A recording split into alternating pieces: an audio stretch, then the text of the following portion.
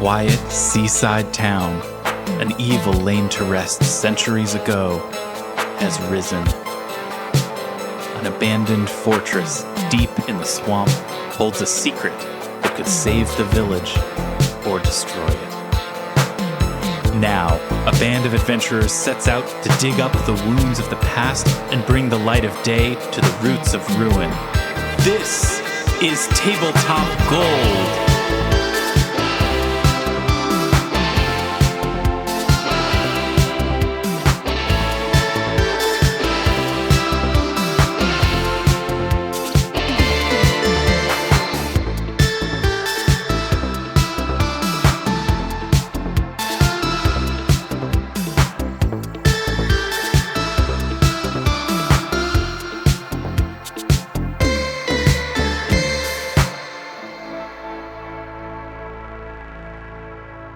Hello, everybody. It's time for another episode of Tabletop Gold. It's an actual play podcast in which a group of friends plays Pathfinder 2nd Edition. It's a role-playing game. We're playing the Abomination Vault's Adventure Path. We're almost done with the darn thing, if I'm going to be perfectly honest with you.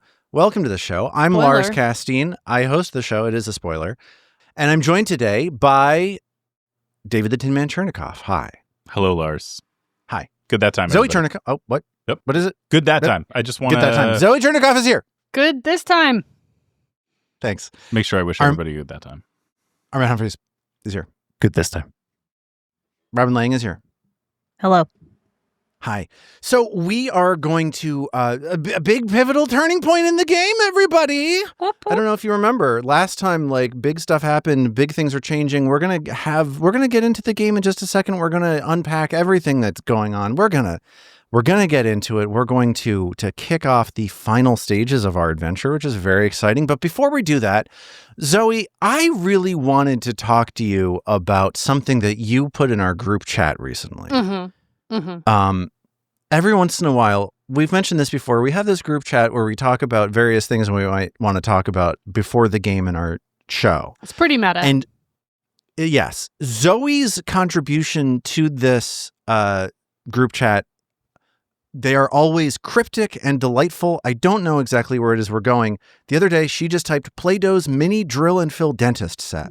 So let's talk about that. Let's do it. Let's dive in. We were somewhere with our children, let's call it a store that sold things. I don't even really remember the context from when I put this in. It appears to have only been 4 days ago, too, so that's remarkable. It doesn't matter. Oh, gosh. Oh, no. And I walked by this item, and like it's one of those at first glance, I think it doesn't seem that weird. And the more I thought about it, well, first of all, it just seemed funny for the show because of Aya's whole teeth thing. Because right? there's so much dentistry. There's so much dentistry. So I'm going to drop it in the chat. I encourage you to click on that and take a little peek-see. This thing basically looks like almost like a Miss Pac-Man head with like an open mouth that has kind of some holes in it. It comes with what appear to be two large tubs or larger tubs of white Play-Doh, one of which has green glitter specks in it. We'll circle back to that.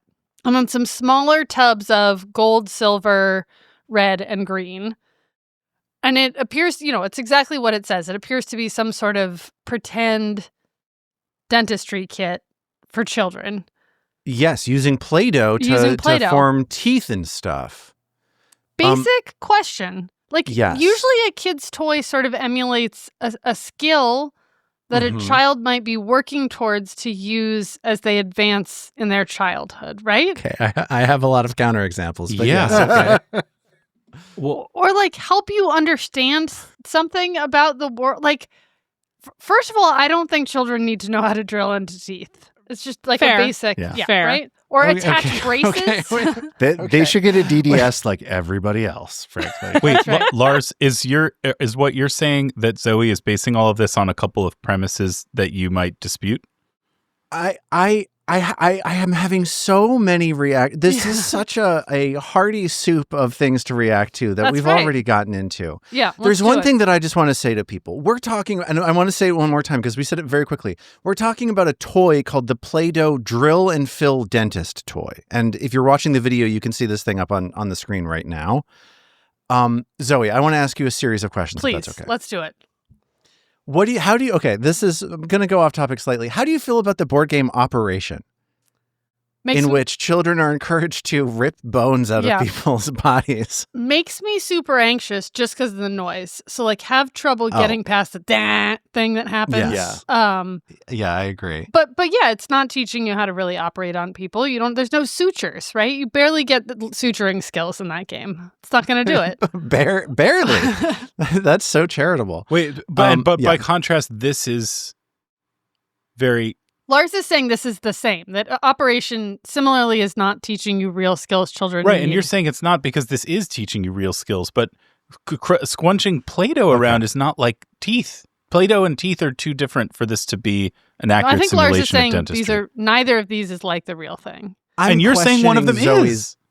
No, I'm not. Oh. What I'm questioning is Zoe's bar for children's toys. I think that if the question is, are we teaching kids to do something that kids should be preparing to do in their lives? There are a lot of like mid-century children's toys options that are really need to take a close look at themselves in the mirror because they're probably teaching kids really, really bad stuff. Like Monopoly? Sure, like Monopoly. Great example. Like a hoop and stick? Yeah. So I think part of what cracked me up about this, to David's point one, the texture of Play-Doh is nothing like teeth, right? It's true. Like, it's very true. And the skills that are in this thing, one, flossing. Well, you're not going to be able to floss Play-Doh teeth. Like, that's ridiculous, right? Like, they're setting you up to fail. It's a sick joke. It's a sick joke. Then you can attach braces, I think. Yes. Which again, I have to imagine attaching Play-Doh braces to Play-Doh is a nightmare. Yeah. I agree. There's a toothbrush which seems to have toothpaste on it, but what's going to happen there? Yeah. Mm-hmm. And then they've got this dirty white, right, with the gold, with the green glitter, the white on the right that you can see in this picture, which has a white lid, and you've got the clean white. I think the idea is that you're like cleaning the teeth or getting rid of but you can't actually extract all that, whatever the green is supposed to be, the cavity, the chives. But it's baked in, right? Like you never get a chive inside your tooth. I never have. No, never once. You're Inside the right. tooth, no. Between the teeth, yes. Also, once glitter is in a place, that place is always glittered, like that. That's true. Once and then I think center the image I find most distressing of all of these, and to be clear, I'm at like an 8 out of 10 even on the low level here, right? Yeah. Is these little tweezers, the little silver tweezers holding the with tooth. the tooth that's just been extracted. Yeah. Zoe, I have a question for you. Yeah, let's do it. I remember this toy from when I was a kid. Really? I totally saw this. I think it's possible my cousins had this. Okay. Did they grow up to be dentists? They grew up to be dentists, but terrible dentists. They've all been run See? out of the practice. Yeah. Like I'm aware of this thing. So this is a classic. I've seen this thing. This to me is a classic. Wow. I don't know how old it is, but it definitely dates back to the 80s or 90s. This is the protagonist of Toy Story 5.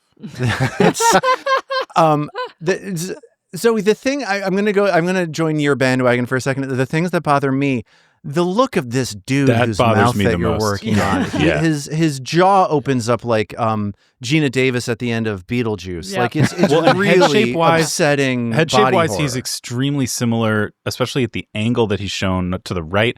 Less so the angle shown on the box, but the angle shown to the right, exact same head proportions as Ernie, the Sesame Street. Yeah, strong Muppet. vibes. Yeah, and the way that how wide the mouth opens and how perfectly semicircular it is, and somehow that contributes to the eerie feeling, because I can't even suspend the disbelief that I'm operating on an anonymous, like you want unknowable, it to feel really real, neutral. Yeah, it's like a friend. It's like a friend. It's like I'm practicing on a friend.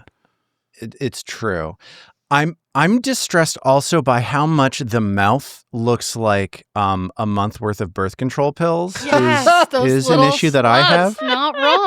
Not wrong. Well, that's actually kind of a creative reuse for these things. Right. What am I going to do with all these darn Play-Doh drill and fill dentist sets I have? I'm sitting glad you around? asked. The answer is upcycle it into a birth control tracker holder. Okay. Oh, smart. Or There it is. use Or- travel. okay, You just the have the old little head style. with you. do they still make them round? I haven't seen a round one in a while. They do now. But the other, no, that's what it always used to be, but they changed with the times. Anyway, We've all the whole point changed. of my joke that was lost was that Please. you could use the birth control thing to Play-Doh. It's dumb. Never mind. Good No, night. it's not dumb. It's no dumber than No. anything else that's happening right now, Robin. You believe in yourself, yeah, damn it. just stick with it. I here's something I want to observe before we move on. Sure. Well, we don't have to move on my account, to be clear. I just The assume whole we're going show to. may be this. We may do 90 I think minutes. that we live here we may now. have 90 straight minutes on this. Yeah. And what I want to observe is if toys are generally premised on skills that children might build or preparing them for future trade, Yeah, getting them ready This for one would- college. this one would fall short. I think that there's a category of I think that I'm agreeing. I'm conceding the point. There is, though, I would say, a category of toy that is just taking a thing that captivates or interests children in some way and giving them and just trying to encourage that enthusiasm and that captivation through an interactive experience. And of everyone I have ever met, I would say the person most captivated by teeth and dentistry in general is Zoe, a fact I didn't know until we had been married for a decade. But so I'm curious then, is there any part of you that you think if this had been around as a child, you might have found it interesting because it is enabling you to kind of, in an imaginative and interactive way, participate in the world of teeth? Yes. This is the question. I don't think so because they're so soft. You can't even save them at all.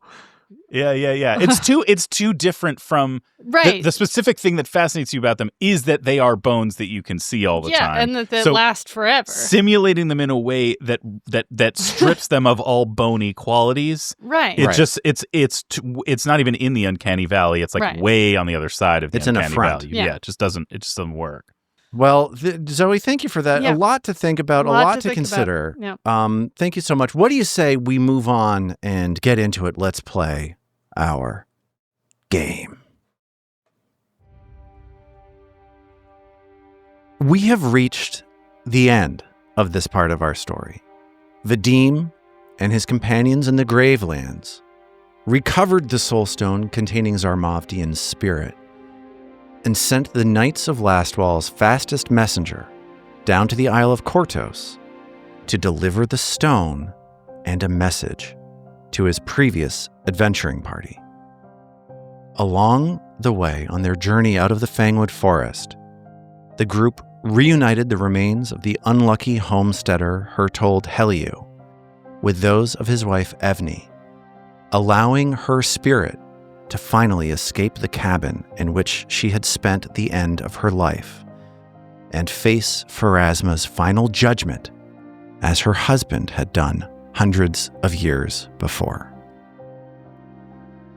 His role in completing Zarmavdian's wishes completed, Vadim's nightmares came to an immediate stop.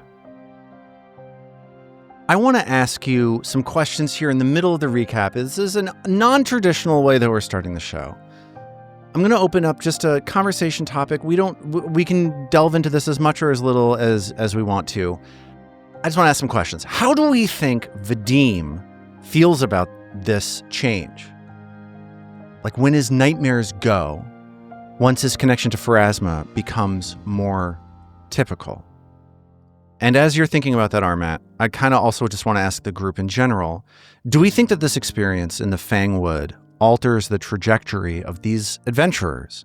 Does anyone want to say anything about what Martha, Blando, Vadim, or Radu learned from this, or what they go on to do before we leave them entirely in the rear view? So this is pretty open-ended.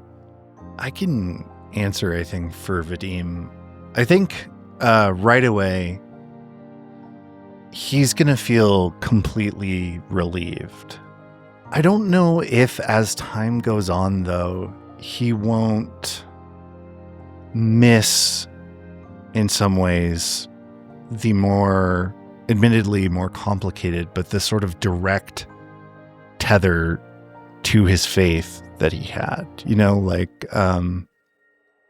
Armat, can I jump in with something? Yeah. I remember reading at one time like a distinction between like revelation-based religious groups and more like entrenched institutional religious groups.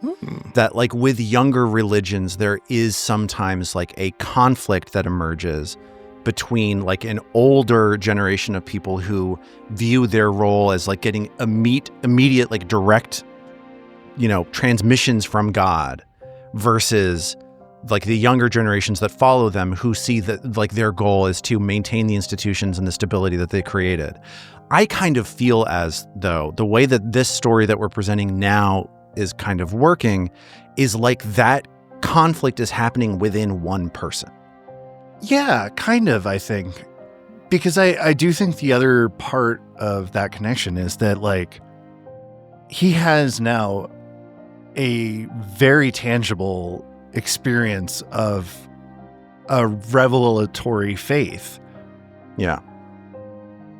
But it's not all good. In fact, there's a lot of torment and suffering that came with that focus of the divine attention. And he wouldn't ever miss the pain or the nightmares. And I think he's happy to be with his brother and to kind of see what comes his way. But I think there will be the,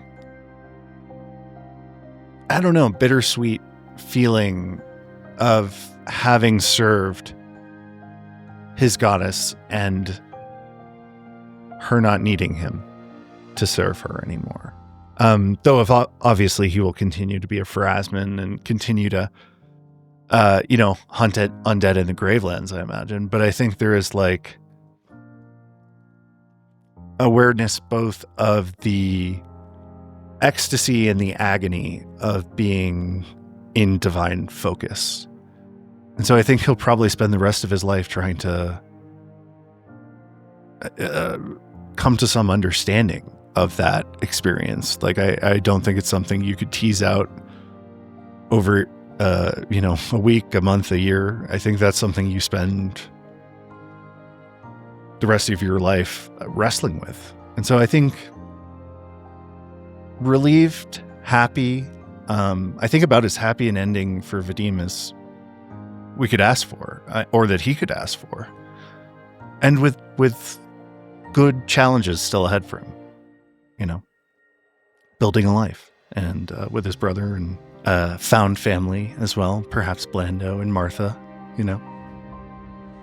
Does anybody else have anything that they want to contribute about their characters? Or it's tough because it's like with Vadim, we spent so much time with Vadim. With these other three, we were there for 8 episodes. We were there for 8 sessions, and that's it. Yeah, it was trickier. Definitely, because this, if we were just playing at a table, I feel like that would have been a one-shot that just, because we're a show and the way we record gets pulled out much longer.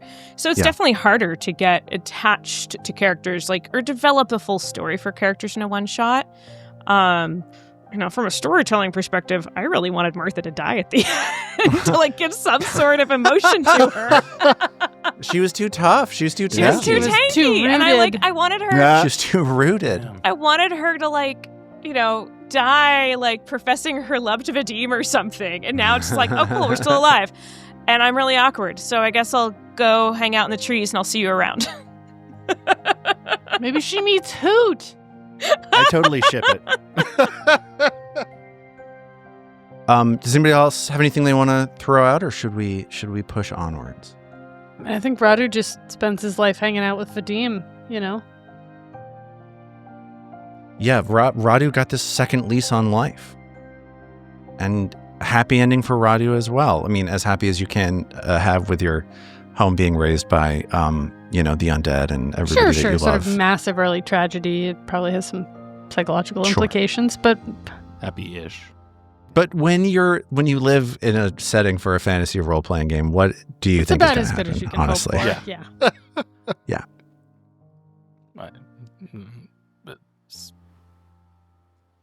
That's good. Are you being Blando or commenting on him? What even? Where's the line? Okay. Sorry. We resume our story now deep below the surface in the natural caverns through which Belcora Harvex built her infamous Abomination vaults.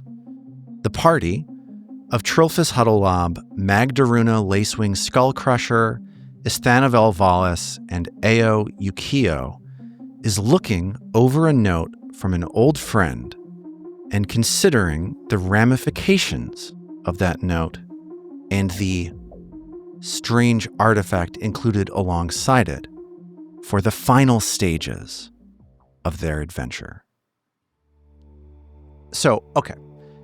I just want to lay this is like, I think, the hardest darn transition we've like ever done, right?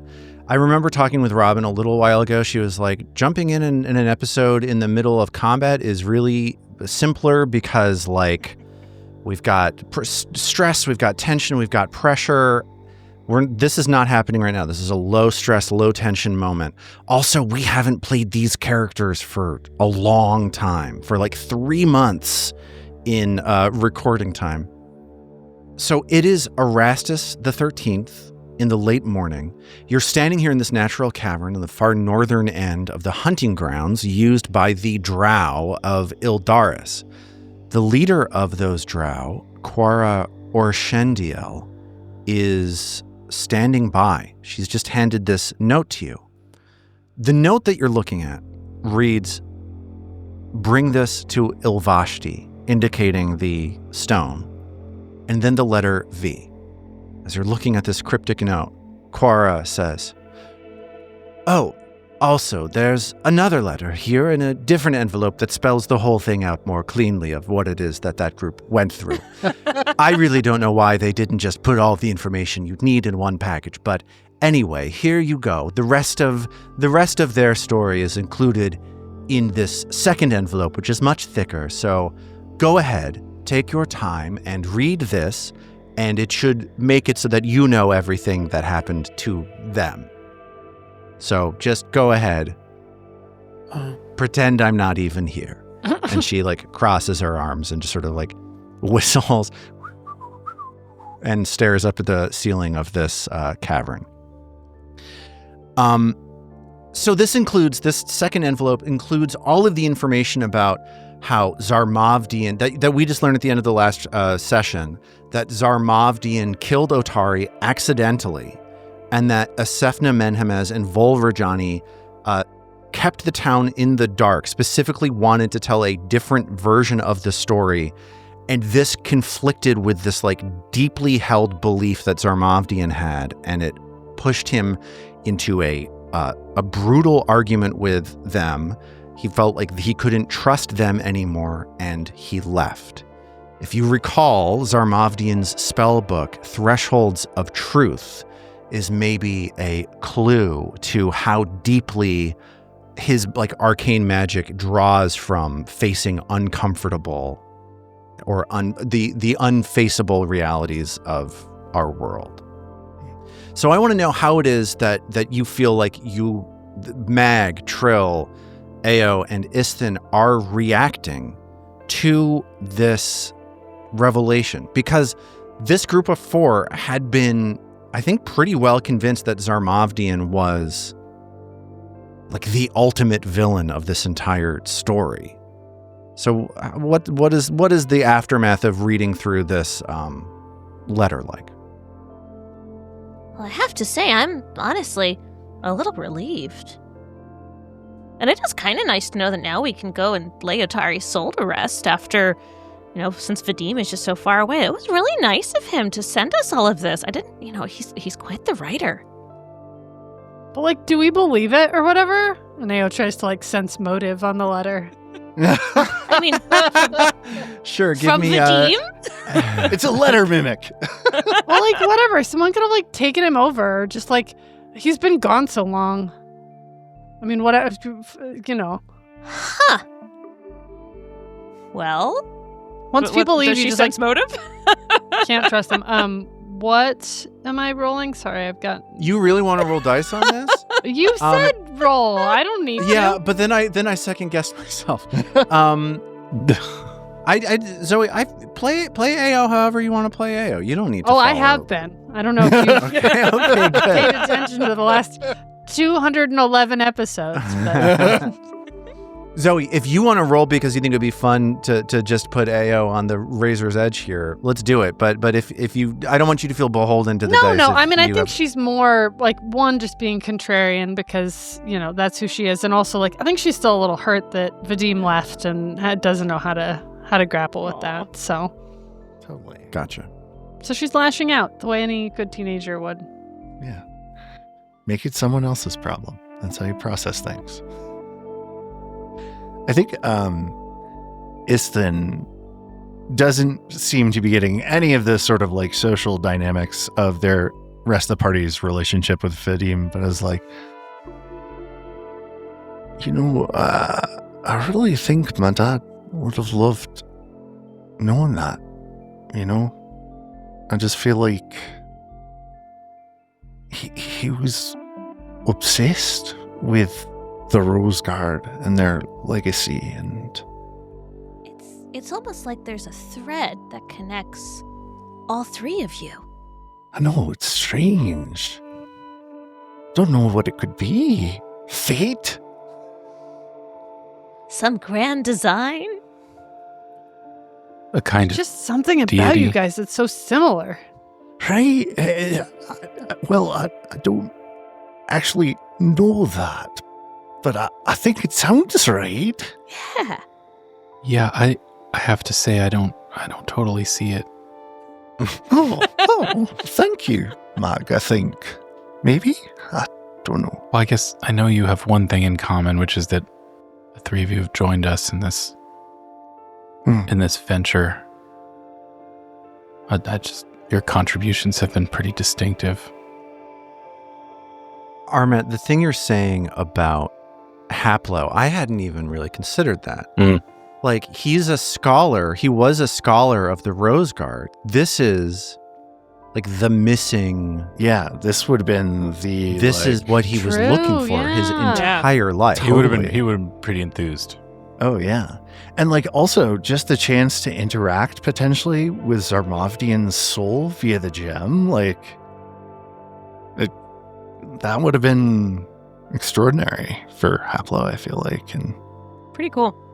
I don't know that Isthan has the same sort of like awe or reverence at the fact, but it does prompt that little bittersweet twinge for him. Yeah. I want to ask a question specifically related to Mag. Zarmovdian, in his like sort of last request, mentioned that he was worried that covering up the details of the story would like change the character of the town. He was worried that a town founded on this like, brushing over of reality would make the town weaker to future Belcoras. I don't think he had the sense that it would be Belcora herself being back, but does Mag have a reaction to that, given that she spent her life being shunned, ignored, and shut down until pretty recently? Like, Mag had to fight really, really hard to get people to take her seriously. And I wonder if Mag is able to make the connection between Zarmovdian's concerns and her own lived experience. I think it would be hard for Mag not to draw that connection and feel as though Zarmovdian's dark, portentous, extrapolation had come to pass. And I think she would then probably feel a kind of instinct for kinship with him. I think it might be a little head spinning too, as you're describing, that we've been mentally classifying this person as a sort of betrayer. to then in a like a whiplash fashion to come to feel not only that it's maybe a figure who was innocent of crime and had the town's best interest at heart, and in a strange way was almost a historical analog for herself. I think she would be taking it in and glowing pretty brightly. So this is good. This is like good news. I think it's full.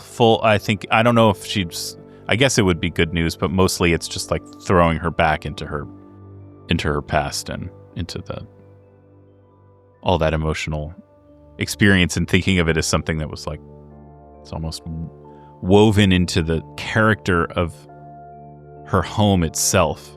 That there was a kind of inevitability to it. I think it would be something she would be affected by, maybe upset by, overwhelmed by, more so than exulting in. More stuff to process. Yes, Mag has been processing a lot. So, Quora or Shandiel, she stops whistling. She looks down and catches your eye and says, well, it seems like you've figured out everything it is you need to figure out. I'm glad that I was able to deliver this to you. If you don't mind, I'd like to return to Ildaris. I do have business to attend to, but if there's anything you have of need of me, please let me know. Otherwise, I will be just walking away right now. Probably forever. So, like some gold or? Sure, hold on a second. And she makes a big show of like looking into her pockets, and she's like, oh God. And she turns to the other like drow sharpshooter that she brought with her, and she's like, do you have any? And he's like, I'm sorry, I have not. I'm very sorry. And she's like, you got me on a bad day. I was gonna get to the bank, but I just couldn't do it because I had to do this for you. I don't know why she's talking like that. Because I had to do this for you. You understand? Yeah, I guess. Yeah, okay. I was just like totally perplexed and therefore unable to sass back. She says, well, I'll leave you to it. Good luck on completing the tasks that you have in front of you. I have confidence in you after of everything that you have done for us, for me, for my family, for all of us. I trust that you will overcome what's in front of you. Goodbye. Why is the map following her? Okay, good. No. Let her get for away. a side quest where we all play her for a few episodes. She turns around and she's like, oh, that's the way of that garbage monster that you didn't fight. Here we go. Go in the other way. Oh yeah, that thing. Okay. The other guy's like, me too. Okay. So here's where you are right now. You are standing in this like cavern chamber that you just recently, like moments ago, investigated. You saw this like black goo on the floor of the cavern. It was you investigated it and you realized that it was the remains of a black pudding that must have stripped all of the fungal life, all the plant life, everything down here. I guess not plant life, just fungus from the room before it was killed by another predator. The most recent things that you've experienced are a kind of ongoing tour of the dog eat dog, food chain of the hunting grounds. From where you are, you can see a passageway leading off to the east, a natural passageway, but the thing that has been looming in front of you as you've been looking at these letters, as you've been looking at the stone. Who has the stone, by the way? Where is this stone going? Ooh, good point. Do we put it in the bag of holding? In the V pocket for Vadim? Or would it go in Z the for O pocket Zarmadian, S for for soul, Otari? Or W for wizard, comma, or P G for for processing, Jet. Yeah. comma, Z for finally Zarmadian. Haplo's death. yeah. You ever get the Anyway, feeling that you might be being made fun of? I mean, now I understand why librarians have to go and have to get a master's degree. And to Mag, it just comes naturally. Isn't that interesting? Hey, take that, librarians. Yeah, Mag. Finally, someone's talking back to Big Librarian. Mag will file it under S for stone. Okay. But the thing that's looming at you, the thing you've been noticing, the most obvious feature of this cavern are in the passageway leading down to the south, a 10-foot wide natural passageway. That natural passageway is interrupted by a pair of massive double doors made of black and green stone. There is an oxidized bronze lock on the door that has a keyhole, but the door has no handles. So, what do we think? Let's look for keys in the bag of holding. I was going to say, did we get one in the treasure vault? Yo, Armat, I don't know how you do it. I'm giving you a hero point for that, because, that was 3 months ago. I was just about to say, is this Calido's key? Okay, Armat I'm got going to there give first. you... Yeah. I'm I will gonna share that hero point. To Armat. Can I tell you did something? get I was half not that about to point. say that. He said not it saying it. up I don't know Zoe, what you're we're- talking No. about. Okay, Zoe, honor system. It wasn't going to happen. Okay, so let's give hero points to... let's give hero points to, I guess, to Robin and to Armat. Sorry. Hell yeah. For being know-it-alls. Thank you. Consistent. Hardly seems fair, but that's what we're doing. Yeah, there is a key. This key would certainly be at front of mind for the four of you. From the treasure vault of Belcora Haravex, the vault that contains her deepest secrets, the things she most needs hidden, you found a key in the shape of a skull. And it is a prominent evil object that would certainly be at the front of your minds. Maybe we should try using it in this door. As you're approaching the door, what are your various exploration situations? Is anybody searching? Anybody Ao's scouting? looking for traps. I think she also wouldn't mind being the one to open the door, but I think that not would wanting suit Mag, who'd like to have two hands free for her weapons, so she would stand perhaps next to, since there's a double door, next to AO, and be scouting for to. I enemies. got it. I'll pick the lock with this key. I got it. Okay. This then would be searching too. Okay. Is it picking the lock if you... It's best not to ask something. Ao steps on Mag's foot. So I kind of like the idea, if you want Ao to be avoiding notice, I like the idea of Ao both being the key person and also sneaking around. I like the idea of Ao quietly trying to turn the key, slipping into the shadows as the door opens. Like I can kind of visualize this as this is happening, if that's cool with you. On board. So the skull key, Ao tenderly places this key into this lock. Again, no handles here, so there's a gentle nudge on these oxidized metal doors, and they open up. The four of you step into a hall. This hall, 10 feet wide, wider than that, like 20 feet wide. It's made of the same black stone as the imposing doors that you just stepped through. There are 8 alcoves, 4 on each side, lining the east and west walls of this hallway. Each alcove contains the remains of jade-colored statues. All of the figures have been defiled. None have any heads remaining. Most are missing hands.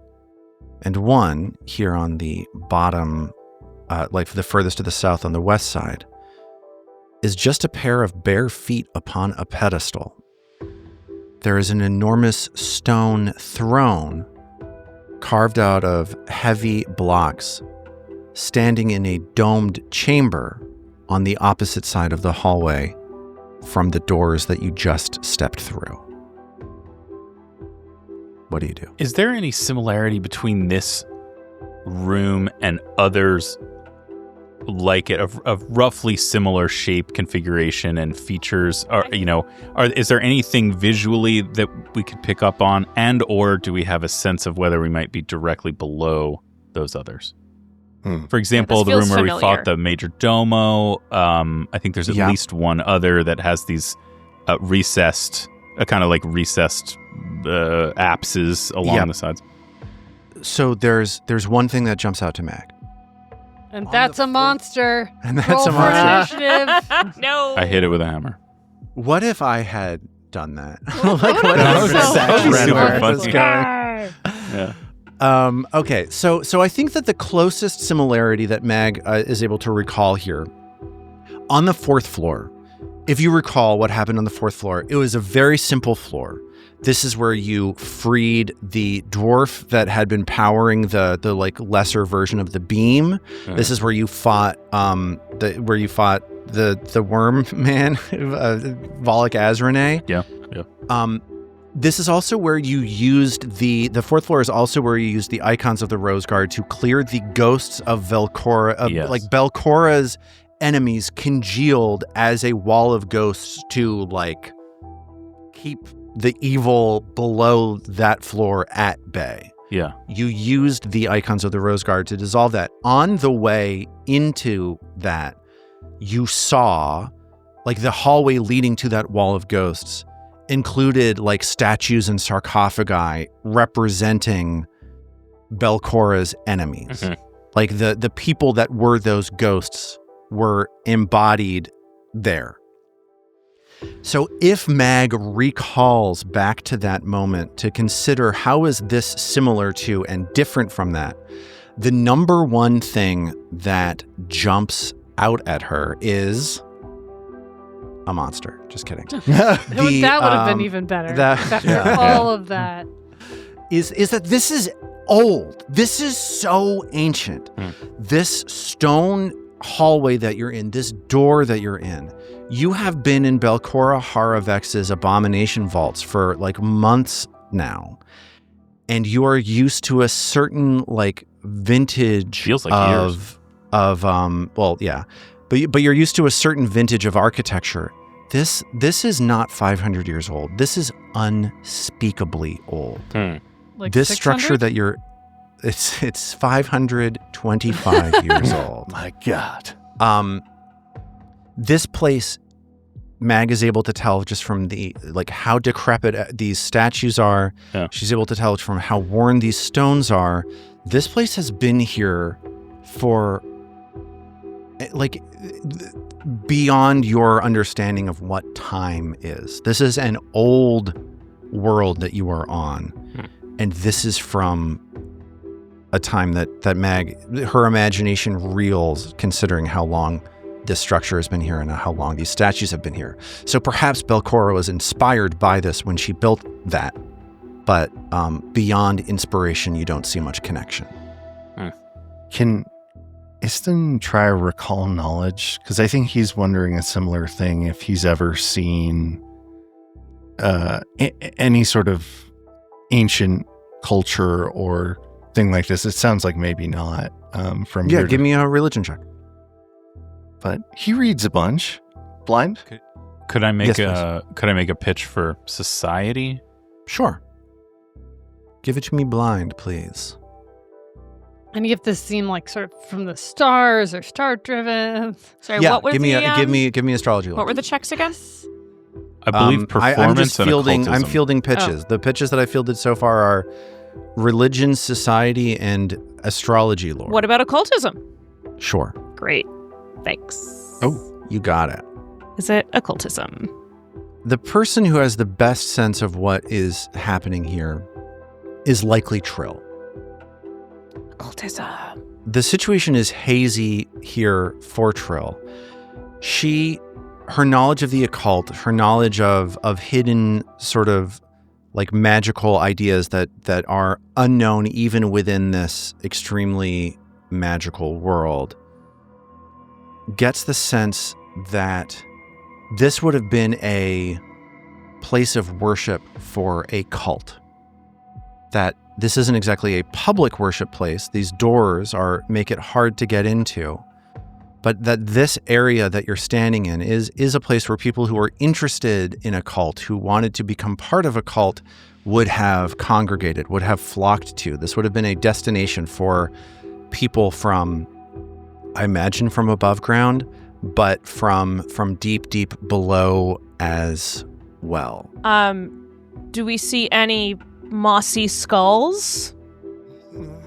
So looking around the room, I think that Isthin, with his religion check, is able to provide Trill with some certainty that this definitely was the grounds for a cult of Nimbaloth. Yes. Nice. So this is presumably what Belcora was looking for when she came into the swamp, right? With the work people, and this empty vault was like the source of Nimbaloth's power that she was searching for. Or that the people who built this temple were drawn for the by same the reason. same thing. Yeah. Oh. Yeah. Two symptoms of the same. Mag is stepping very slowly through the space and looking around and up and taking it in the way that like one tends to when one finds oneself in an old place.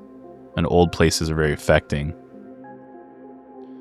And I think there's a part of her that is also that has been meditating on Nimbaloth since her last dream. And so she's finding it very arresting to be in a place that is so focused on this strange and forbidding figure that she feels over the last months she is being drawn into its orbit, spiritually as well as physically. So this place that's like focused on the spiritual practice related to Nimbaloth is really, it's hard for her not to be focused elsewhere. Focused elsewhere, like you're being drawn into your imagination, and into your memory. You're half here, half in a dream. Yes. Very, very interior. It's the second thing in a row. Like she's going to be pretty distracted here, I think. This is so far like the most profound day of Mag's life, even though I think it might there's be. a lot of competition. There's a lot of competition for that we've talked about on the show. Yeah, a little. I mean, maybe I think killing Ravarex would probably. Yeah, we're in a 1A, 1B type situation. Yeah, different. Just different. But just different, as Zoe likes to say. Briefly, some of the air was let out of the balloon here by the skull-shaped key, which was kind of on the nose, Mag felt, but... I think it's a reasonable criticism of the cult of Nimbaloth that maybe they're a little tacky. I get a little tacky, a little bit garish. On the nose. A little icon... Yeah. I mean... Obsessed, but... And what good religion isn't? Yeah, they like to make things, and the things they like to make are skulls. Okay. So, the four of you are continuing to investigate this hallway, right? Yeah, for sure. And you step down the hallway, and as you move and you get closer to this throne that I mentioned earlier, you get a better look at this enormous throne, and you see that it is not empty. Something is sitting on this throne in the darkness. Mag will direct the light of the Wayfinder toward it to illuminate it further. So you shine your light on this throne, and you see that there is a silently sitting, moldering skeleton. It's impossibly ancient. The bones have decayed into like an earthly brown. Some of the bones are held together with what look like ornamental ribbons, and bits of metal jewelry dot the skeleton's face and chest. As you approach with your light held out in front of you, this ancient skeleton starts to rise up off of the throne and holds its hands in front of itself, gesturing for peace. Oh. Okay. Unexpected, but a fun surprise. Mag will very gingerly not like place her hammer down on the ground, but lower it and lower its head. So the head moves from an upward position, from 12 o'clock to 6 o'clock. So she keeps a hand on it, maybe both hands on it, but is trying to indicate like a very initial and marginal gesture away from menacing behavior. Yeah. We're sort of like she's trying to call the bet here and encourage another step down, another de-escalation. Subtle but wary expressions of patience and we're what's gonna happen potentially up for this, but we don't fully trust it. The skeleton rises up off of the throne and starts to step towards a door to the east. You can see now that you're down at the end of this hallway that there are doors leading off to the couple doors leading off to the west, but there's also this door leading off to the east. And this skeleton extends its hand off to the east and starts to whisper. Trilphus, huddle up. Magdaruna, Lacewing, Skull Crusher. Yikes. Your middle name is Lacewing? Isthanavel Valis. Ayo, Yukio. And it points to the door as though inviting you to step through the door with it. Can we sense anything about this thing? Ao's trying as fast as she can to figure out what on earth. Yeah, I think. Give me a blind perception check. It's like number 1 on your hotbar. You're number 1 on my hotbar. Aww. Thank you. That's I am lovely. right That's so here. nice. I'm always right here. Okay. Did it happen? Ao, looking at this creature. This is hard, by the way. Like what Ao is trying to do right now requires like ridiculous levels of insight and perception to try to get to the bottom of what an ancient skeleton from thousands of years ago means by pointing at a door. But Ao gets the sense that the invitation that this skeleton is offering you is like one of inclusion to perhaps join the cult of Nimbeloth. That's sweet. This is, I think, I'm looking back at these skill checks from before. I think that Trill's knowledge of occultism would give Trill the information that like these kinds of cults, these kinds of semi-public areas for cults would include traps, pitfalls, punishments for those who are undeserving of joining the cult. And the body language that Ao is reading off of this skeleton suggests that the skeleton is leading you away from those traps so that you can, in good faith, attempt to join the skeleton here in worship. All right. Well, Mag is motivated both by like the ongoing kind of quest for safety and justice, and also captivated by the environment here. So she will It's not quite sprinting after like Otari's ghost or whatever, but Sure. we're somewhere on that continuum. So I think she would step cautiously closer. Okay. Iston follows. Theo sneaks quietly behind, trying to sort of stay off the radar. Wow, what if this thing had radar? Mark. Hey, Mark. Did you ever read the Snowman series? It's like in the first play adaptation they did where Snowman gets the sword from the deceased king. It doesn't matter. Never mind.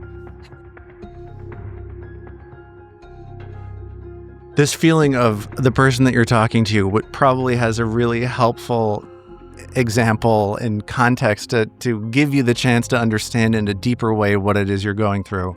But you are hopelessly out of touch with them culturally, and you will never understand what it is that they There mean. must be a German word for that. I'm so sorry. There must be. There has to be. Yeah. Okay. So this skeleton continues to walk towards the door, pushes the door open, and walks through another hallway, sort of carefully moving this ancient skeletal form, and it disappears into the darkness. Do you follow? If so, would you move your tokens on the map, please? Yeah, I guess we do. I Follow. feel wholly unprepared. I'm trying to think of what Trill would be doing right now, like as she's following this thing.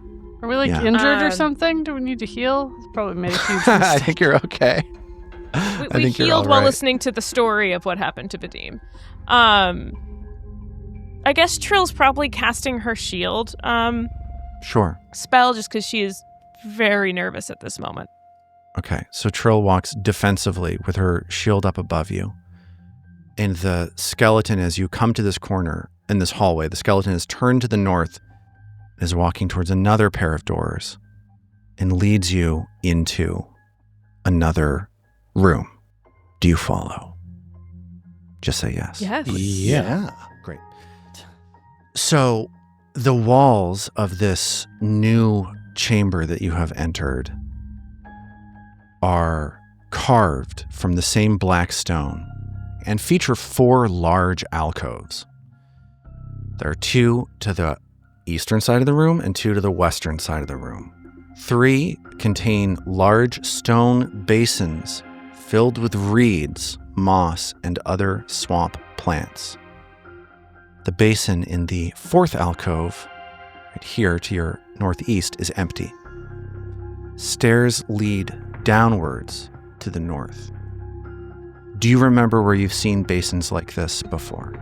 This is reminding me of where we got attacked by all those wisps, and the wisps were communicating with Belcora. Yeah. Good call. Yeah. Right, we looked into the water. And then we saw her face, and And then saw she her came and face. scared us. Yeah. Is this like the other end of the communication channels? Yeah, is that it? Well, I don't know. Give me a check to see if that's true. While you're giving me that check, I'll tell you what you do know for sure. Guessing occult, right? That like these basins, when you saw them before, it was like they were a basin containing swamp.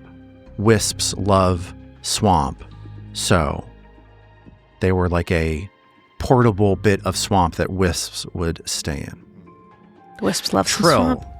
I got an occultism check from Trill and an arcana check from Iston. I think the occultism is more applicable here. Trill looks at these basins and knows for certain that there are wisps lurking within these basins, but the skeleton motions you forward and starts to slowly walk down these stairs. What do you do? Follow? Yeah. So the 4 of you follow this skeleton, and as you step past the basins, 2 of these wisps that Trill clocked earlier emerge from the basins and start floating to follow you as though they are keeping a close eye on you. And you walk down into the depths this ancient skeleton thing in front of you, and two of these glowing silver, huge mandibled wisps floating behind you. And as you step down these stairs, you level up to level 10. Cool. And we are going to have a quick conversation about level 10 choices. And then we are going to, I think then we're going to end the episode. So strap in, everybody. Oh my gosh. Okay. I thought you were Shift going of tone. I thought you were Hi, gonna, everybody. It's me. I'm Lars. I'm back. I thought you were going to cliffy it right there, I man. thought I was Wow, too. no, It's too early. It's a little too early. So we're going to have a quick level up talk. And we're gonna get into it. Do we want to do level up music? Is that crazy? Yeah. Should I put a little? What's some level up music? I don't know. I got these. We did a Pathfinder Society scenario in a carnival. So I know what I did. We've got some Pathfinder scenario music. Yeah, kind of.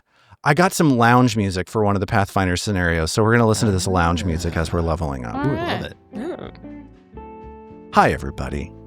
It's Tabletop Gold After Dark. We're here to talk about level 10. We're going to get this going live on air. We kind of haven't done that before, but let's give it a shot. Should be good. I just want to say to everybody, I don't know what everybody's choices are. If there are any choices that you're not able to make right now, that's okay. We'll move on. We'll fill them in later. But let's talk through this stuff. Let's try to have a lively conversation, if we could, about various choices, and I'll walk everybody through the level up stuff. Please, if you would, go ahead and change the level on your sheet to 10. Your sheet should say level 9 in the upper right-hand corner of the sheet. Go ahead and change it to 10. That'll give you more hit points. Your numbers will go up. All of your proficiencies are based on your level, so those will all go up, and so on. The next thing I want to tell you is that level 10 is one of the few times that you get to boost your attribute modifiers. These are attributes. These are the things that are like strength, dexterity, constitution, intelligence, wisdom, charisma, right? I want to start off talking to Zoe about attribute boosts because I have a little bit of a devil's bargain here. Okay. A quirk of Pathfinder is that, which I find a little punishing for classes like the Eldritch Trickster that ask you, and I just want to mention again, the Eldritch Trickster, I think they know that thing has some problems because they didn't publish it again in the remaster. I really don't think it's your fault that the Eldritch Trickster has problems, Zoe. I would say that you were a victim of this, not a perpetrator, but whatever. But a quirk of this is that you have 2 scores sitting at +4 before the boosts. So when you're at a +4 and you add a boost, you get a partial boost. You don't get a +5. You get +4.5. Everybody else at level 5 got at least 1, I believe a maximum of 1 up to a partial 4.5 boost. Yeah. You are not able to do that just because of the way that your character class was designed. Our campaign is ending at level 10. This is it. So if you put points into both Dex and Charisma, which are your main 2 stats, you will be getting nothing out of it. Okay. So here's my devil's bargain. If you would like, I would be happy to have you retroactively change a boost from the past to let you get either dexterity or charisma, which would be either your ranged attacks or your spellcasting, to +5 here at level 10. It's up to you if you want to take this bargain. There's no downside to it. I just think it's a little funky to just, you know what I mean? It just doesn't seem right to me. So let me know what you think about that. Can I make strength a -1? Yes, you can. Oh, you actually can. I'm kidding. You can. You can. Okay, then let's make Constitution a 1 for now. And add a boost to Constitution. Well, no, or I'm trying to undo the thing. I have ways to do it. Do you want me to tell you the ways? Sure. Okay. If you want your Dex to go to +5, I will change your Star Watcher background boost from Intelligence and Charisma to Intelligence and Dexterity, and then you'll boost Charisma here. If you want your Charisma to +5, we will change your key rogue stat from Dexterity to Charisma. Those are the only changes that you need to make this dream come true. I feel like it's right for her that her Charisma go to 5. Okay. So we're changing your key rogue stat from dexterity to charisma, I'm going to then ask that you boost dexterity here. Yeah, for sure. Yeah. And then, so dexterity and charisma are 2 boosts that you are getting right off the bat. But what do we think about the, what else are we doing here, Zoe? We'll start with you. Okay, yeah. So I want to boost dexterity and charisma. That's 2 of my points. And then I'm leaning into no strength. This is going to be a weak character till the end. So let's do... You haven't needed it yet. You don't need it now. Let's do Constitution, Intelligence, and Wisdom. I can't do anything twice, right? No, yeah. and you only get 2. Yeah. You can get 2 of the 3, Constitution, Intelligence, or Wisdom. Isn't that only 4? Yes. I thought I got 5. I thought I said. Did I say that? I say a lot 4. of things. Yeah. Oh, I It's get 4. 4. Okay. Sorry if I said 5. I apologize. Well, Constitution for sure. Yep. Hit points. We love them. And then, is she intelligent or wise? Let's just lean into the things she has been all along. Let's make her more intelligent. She's not really very wise, let's be honest. So we got a couple other things that we need to take care of because of that intelligence. Let's just knock those out now. When you get intelligence, you get 1 more skill from untrained to trained. Your untrained skills are performance, survival, crafting, and religion. What do you think? Survival? I don't know. We're getting towards the end. Yeah, survival, swamps. We love that. So your survival just went from a +1 to a +13. Hey, Whoa. that's such a big boost. How about that? You also learn a new language from being intelligent. You can learn any common language, and you kind of know most of them already. Can I learn Kobold? Yeah, let's give you Kobold. At What a great last! call. How fun will this be? This will be incredibly fun. Breaking The the Kobold, streak. I believe, is Draconic, so Yeah. there you go. Perfect. Okay, so let's go on. Thank you, Zoe. Let's talk about other attribute boosts. If anybody wants to throw out attribute, let's just. I'll call them out. Armet, what attributes are you boosting? I am boosting strength to 5, con to +3, intelligence stays the same at 4, whiz up to 3, and charisma to 1, because I'd otherwise put that in intelligence, but since it's only a partial and the campaign's almost You're gaming the system. 'Cause I'm you gaming knew the you'd be system. ending at 10. I couldn't stop you. Okay, great. So Istin is now very, very strong. Robin, how are we feeling about what Trill is doing here at level 10? Well, charisma is her. Charisma is what she uses to cast, right? Absolutely. So yeah, charisma to 5. Yep. After that partial. And then I was trying to decide if I bring Dex up to 5 as well. What am I using don't Dex know. for? Dex goes to your armor class because you wear like light armor. Yeah. I think I'm going to leave Dex then. And your reflex. And I'm going to... Oh, Dex is reflex? Mm-hmm. Actually, maybe... So Maybe you want to cut intelligence and go Dex? I was either going to be... So I could leave intelligence at 2. Mm-hmm. Oh, Dex is only a partial. Dex would be a partial. So screw that. Leave Dex at 4 and bring con to 2 and intelligence to 3 and wisdom to 2. Okay, And so we're just looking leave at strength at 0. perfect. Zero strength, 4 Dex, 2 con, 3 intelligence, 2 wisdom, and 5 charisma. What We're a going to dumb do the stat. same thing that we did last time. We're adding 2 intelligence. You have these skills untrained, and you can make one of them trained. Athletics, intimidation, nature, society, arcana, crafting, medicine. What do we think? Let's go with society. Okay. Trill's learned something about people, having spent so much time here in Otari. Finally. And you also get a language. You know so many languages. We get another common language. I'll list a couple. You stop me when you hear one you like. Draconic, Dwarven, Elven, Goblin, Halfling, Jotun, which is like giant speak. Wait, she doesn't have Orcish. Draconic yet? She does not have Draconic Let's take yet. Draconic as well. Everyone's loving this Draconic. Then we can fight with she can argue with Ao and the kobolds. Beautiful. So let's talk about Mag's attribute boosts here. David, what are we looking at? Well, strength is always the first pick, and I Okay. was sitting on 4.5 for that. So Cool. taking it here will nudge it up to 5. My typical second choice would be con.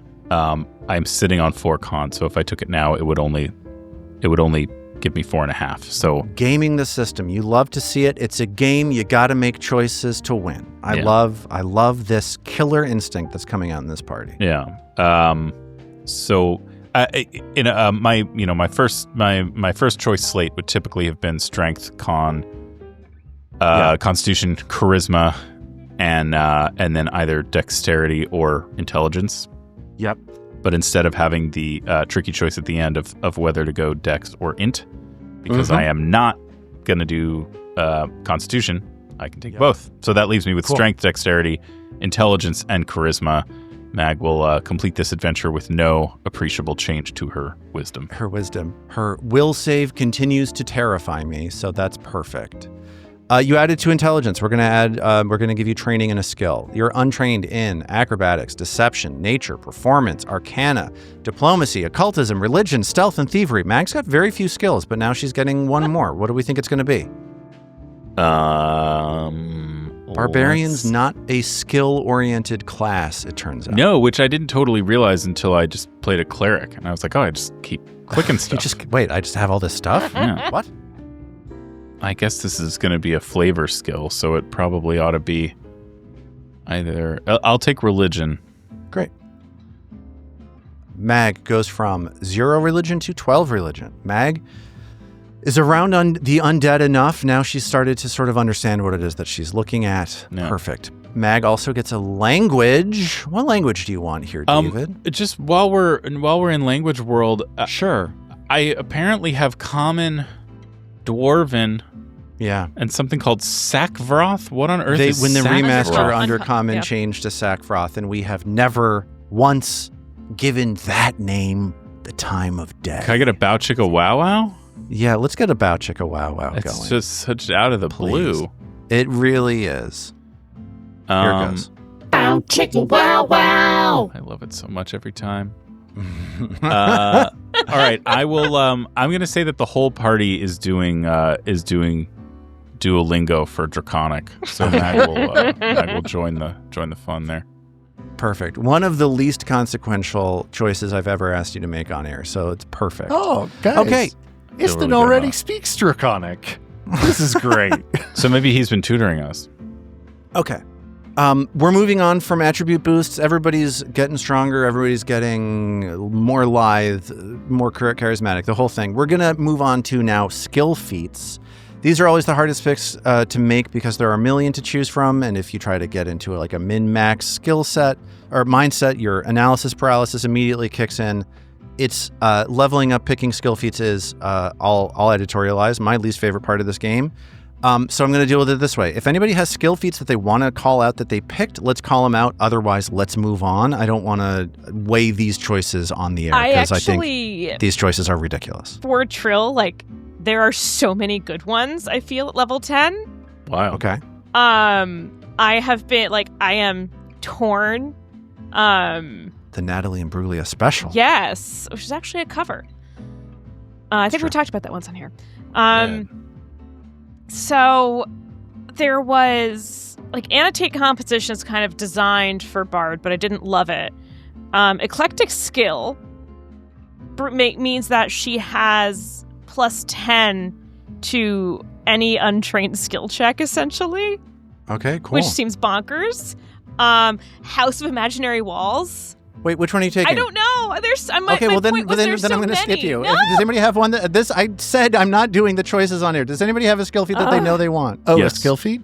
Okay, yes. Let's talk to Armat. Going to take Rapid Mantle so that he can use I love a Rappy Manty. I love it. Just love Rapid Mantle. Yeah. Yeah, Rapid Mantle is one of my favorite feats in the game. I don't know why. I'm just a real strong Rapid Mantle fan. David, what are you picking here? Well, I appreciated your commentary about trying to min-max and sort of getting lost in the sauce, which happens to me every time there's a skill feat. Yeah, it's a disaster. So I took another quick scan of the list. I was just as disappointed as last time, and I decided to take Assurance and Athletics. Nice. Did you really? Mm-hmm. What?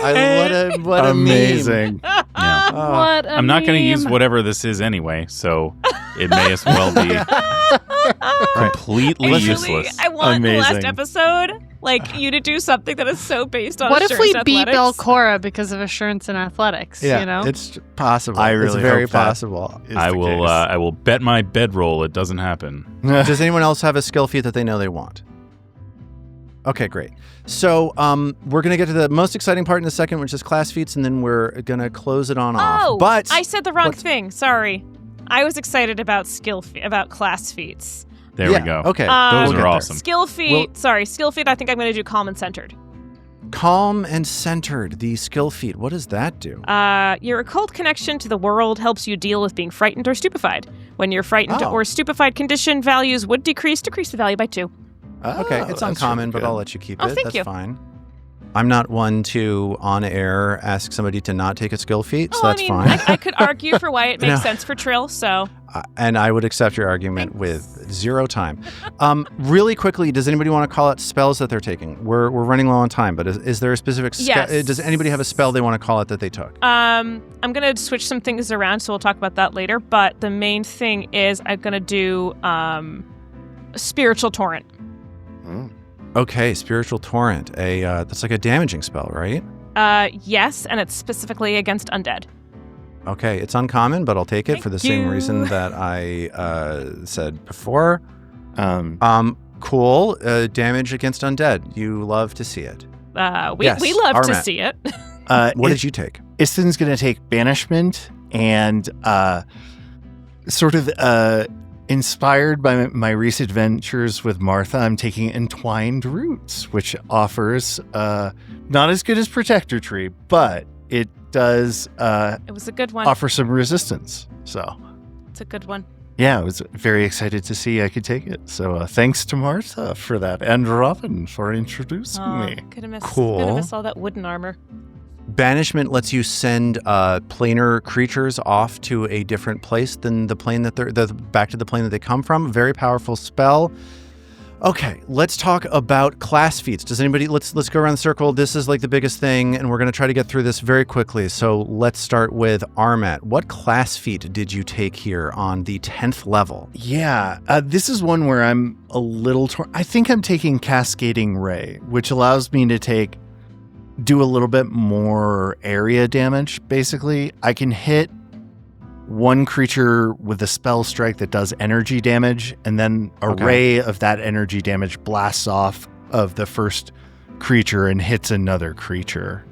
That's cool. And it's like a pinball. It's like banking a shot off of a billiards table. Yeah, exactly. And the other nice thing about it is I make a second spell attack roll for the ray, and it's not at map. I get to keep the same multiple attack penalty as the first attack. So I think that's what I'm taking. Love it. How about David? What are we doing for Mag here on a level 10 class feat? Sure. This is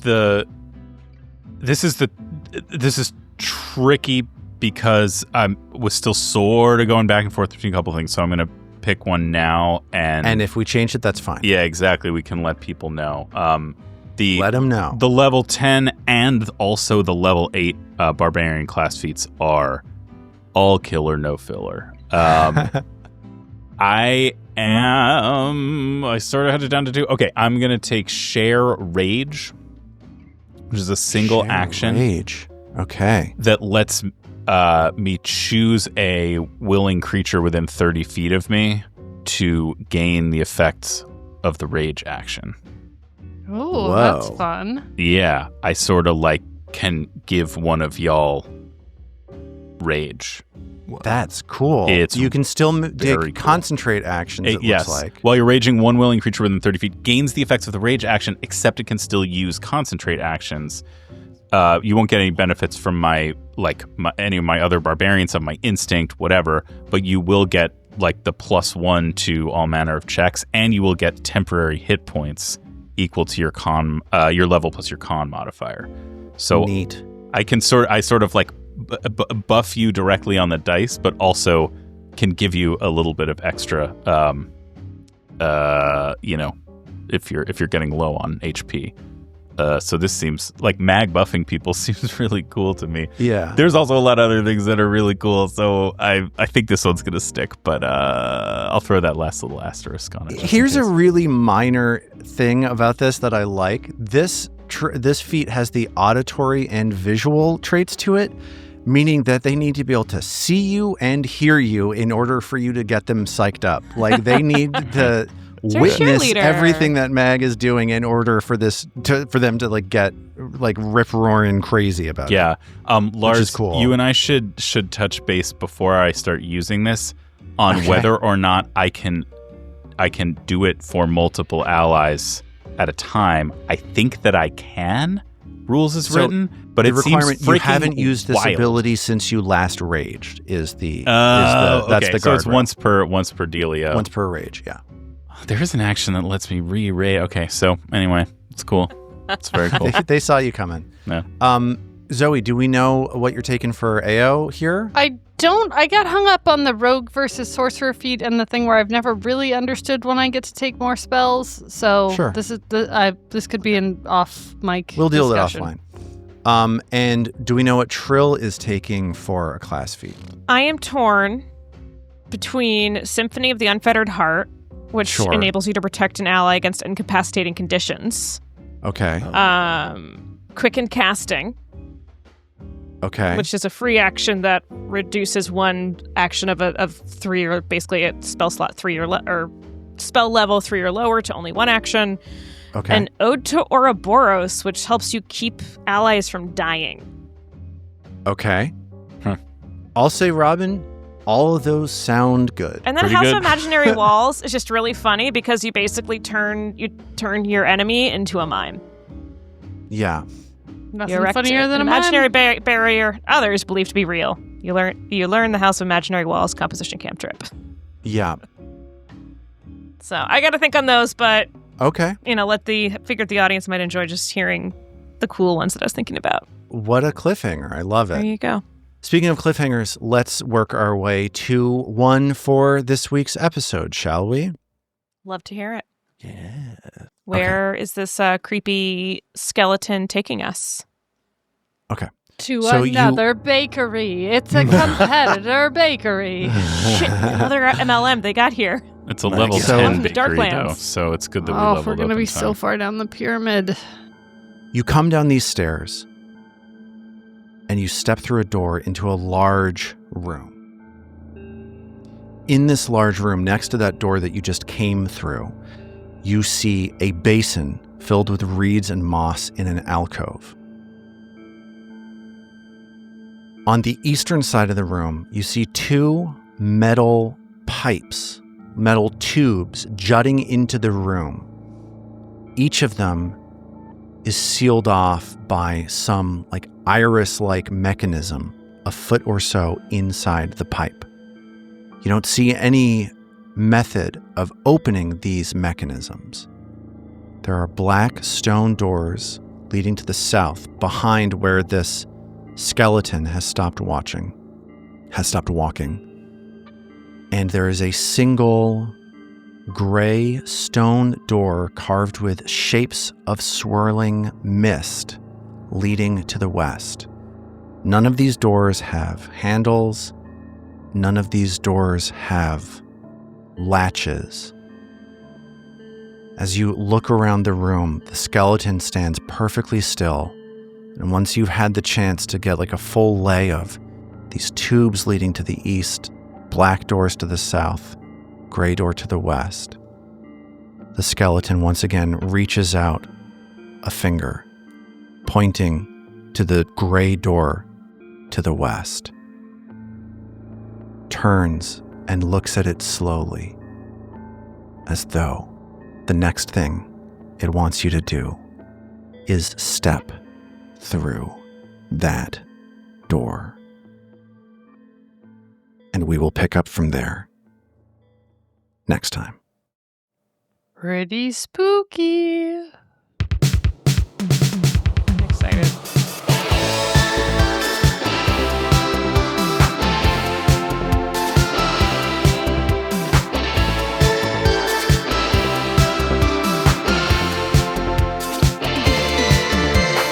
The Roots of Ruin is a Tabletop Gold production produced under the Paizo Incorporated fan content policy, using trademarks and copyrights owned by Paizo that are covered under that policy.